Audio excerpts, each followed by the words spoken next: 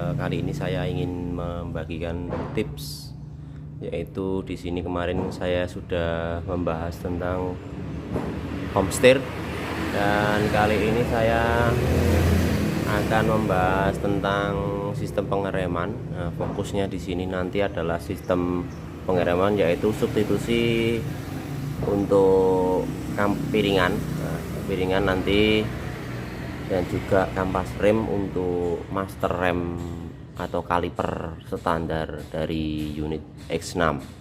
Ya, maksudnya sistem dari pengereman yaitu untuk piringan cakram. Ini piringan cakram bawaan dari unit X6, modelnya sekung kayak gini. Kita bongkar dulu ya.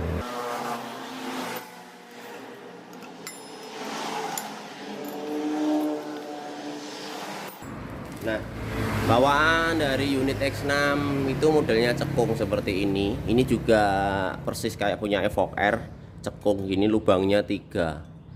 Nah, ini kalau mau cari piringan susah, yang persis kayak gini bener-bener persis susah. Dan kemarin ada request dari teman-teman pengen pakai model floating. Kebetulan saya pakai floating, model ala-ala floating. Ini belum floating ya, cuma tampilan aja floating. Tapi kalau nanti pengen bener-bener floating, nanti ini bisa diaplikasikan, tinggal piringannya aja ganti yang floating KW. Tapi kalau saya pribadi suka desain dari di situ modelnya lubang-lubang kayak gini, daripada yang model kayak gergaji atau model kayak bunga-bunga itu, karena itu untuk pengeremannya kurang maksimal. Kalaupun saya itu mau pakai KW pun atau yang ala-ala pun, pasti saya cari yang model lubangnya kayak gini. Untuk pengeremannya lebih pakem dan ke kampas juga lebih awet.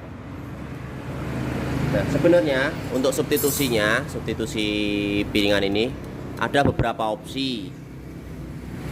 Yang pertama, nanti kita pakai piringan dari Honda Karisma atau Honda Supra 125 yang fisiknya seperti ini. Nah, ini untuk fisik dari Honda Karisma ini. Nah, untuk fisik cekungannya ini sama. Nah, ini sama, nutup rapet. Nih, rapet. Cekungnya sama, jaraknya sama. Cuma yang membedakan adalah lubangnya. Lubangnya untuk Karisma ini lubangnya lubang 4. Nah, nanti caranya seperti apa? Ini adalah substitusi untuk penggantian piringan paling mudah depan itu ya pakai punya ini, Karisma ini. Nah, pakai apa? Ini langsung plug ya, bisa langsung terpasang.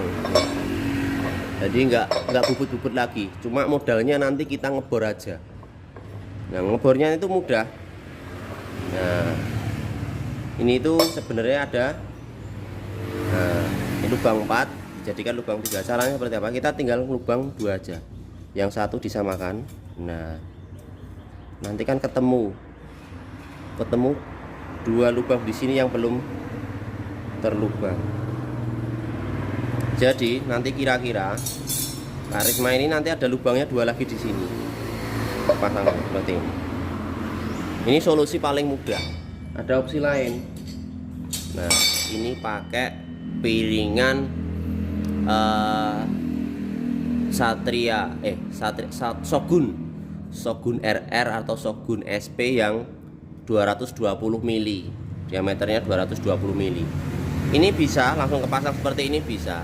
Cuma masalahnya, nah, bawaannya ini kan cekung. Nah, sedangkan ini datar, jadi otomatis piringan ini kurang keluar.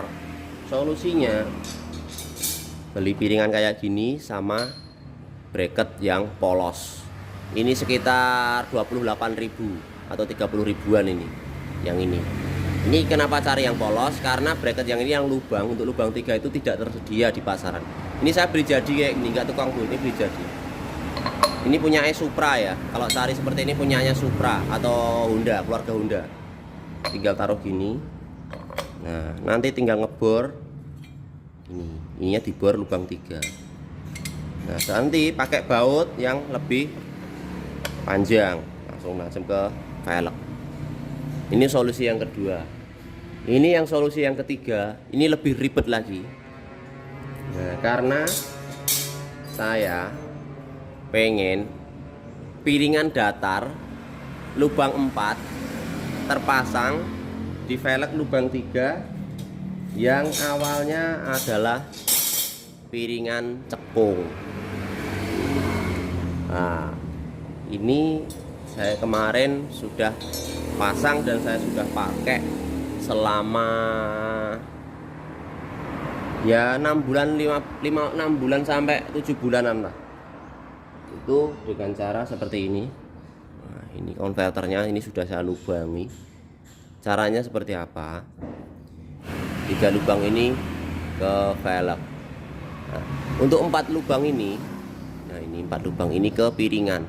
Kenapa ini 1 lubang ini untuk antara piringan? Nah, ini untuk memperkuat. Jadi nanti bautnya ini lebih panjang dari luar dari piringan tembus langsung ke velg. Sedangkan ketiga ini nanti kita baut dulu dengan velgnya. Jika bingung, lihat video ini baik-baik ya.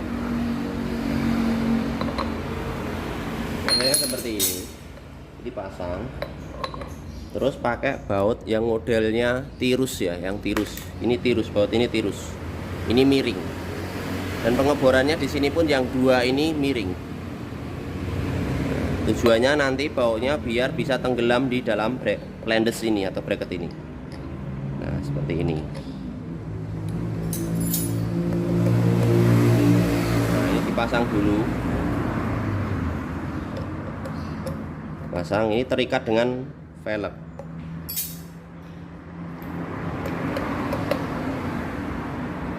Biar lebih marem. Ini mau saya gedor. Ketok biar kuat sekalian.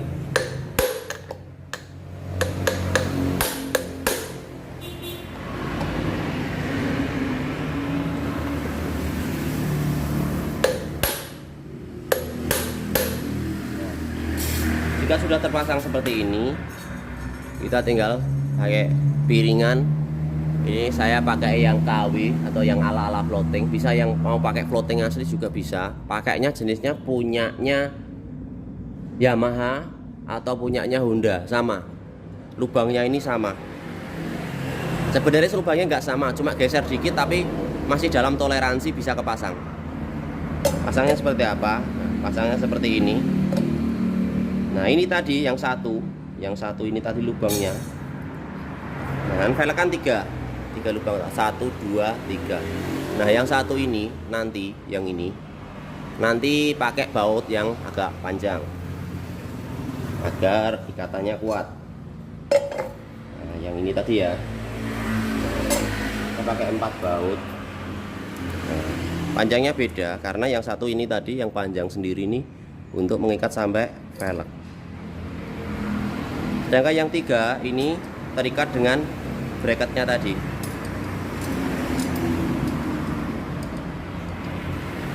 Nah ini adalah solusi untuk piringan pengen pakai floating. Karena dari teman-teman pengen sekali punya pakai motor listrik piringannya floating biar kayak mesin, tapi cari piringannya yang substitusi dengan velgnya agak susah.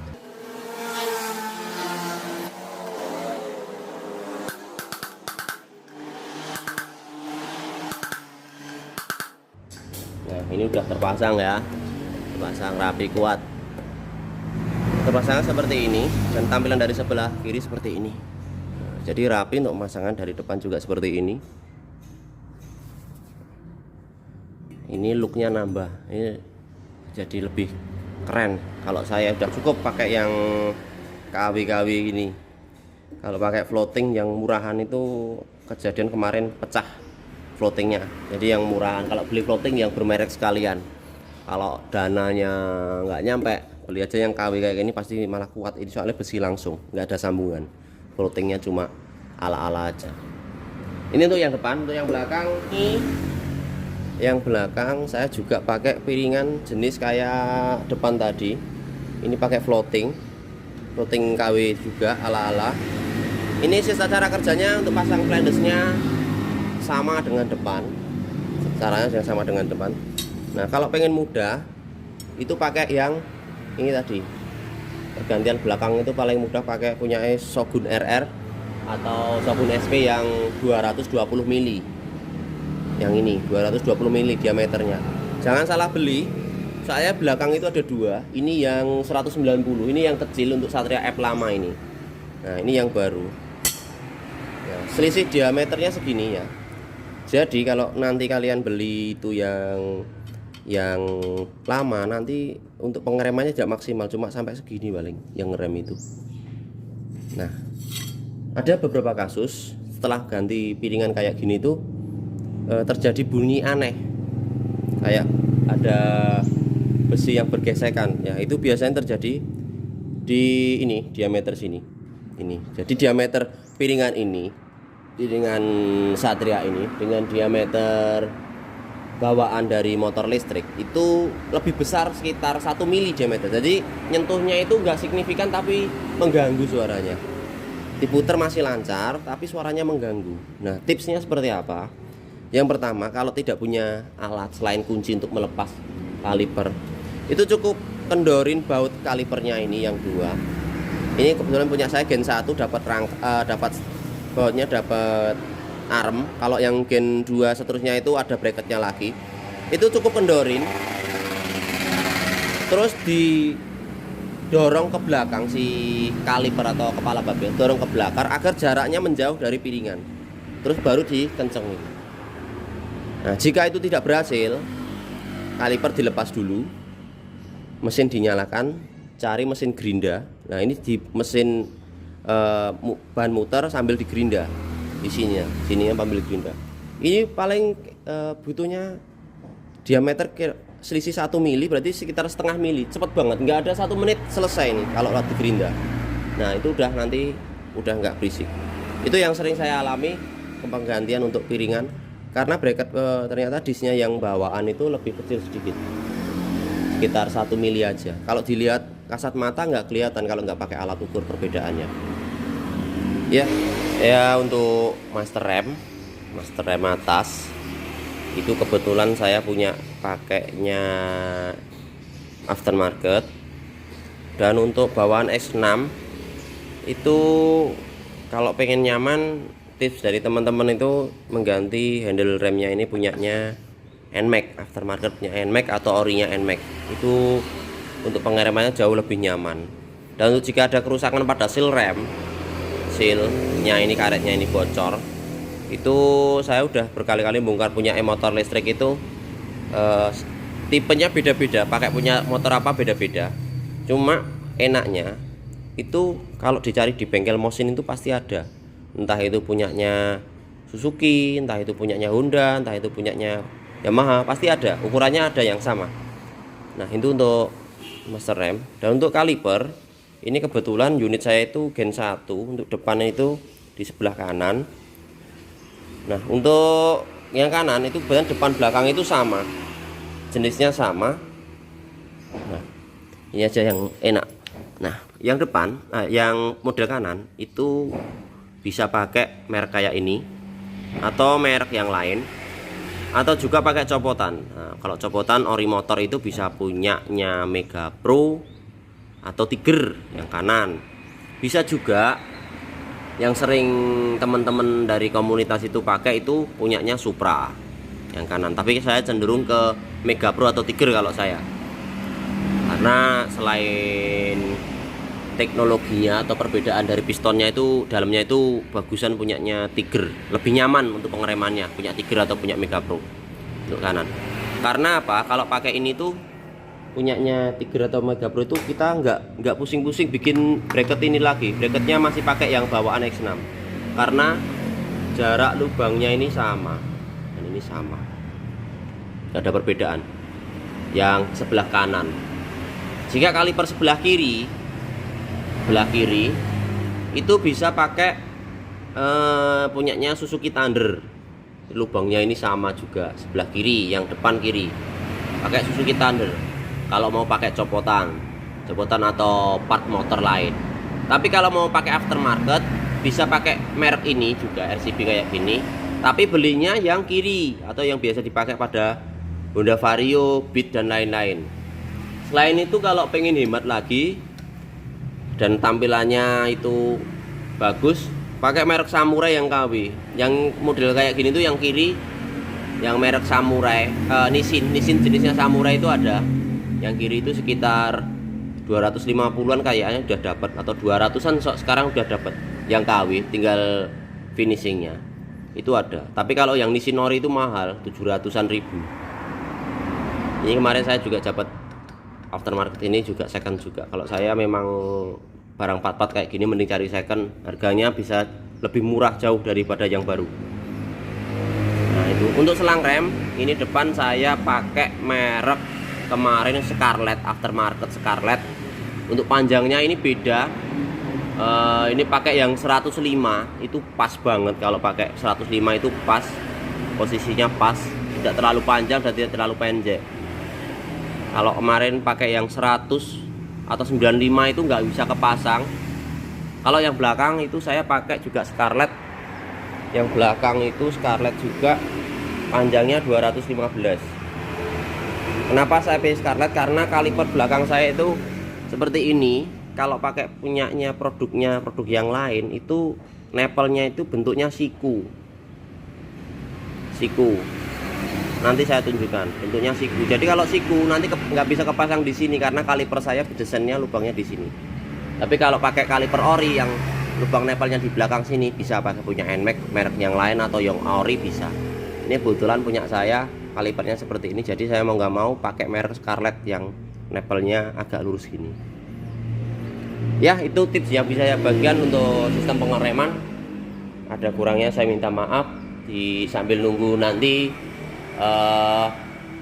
hasil dari pemakaian Komstir selama 2 bulan dan plus minusnya apa, problemnya apa, nanti saya ceritakan di video berikutnya. Terima kasih.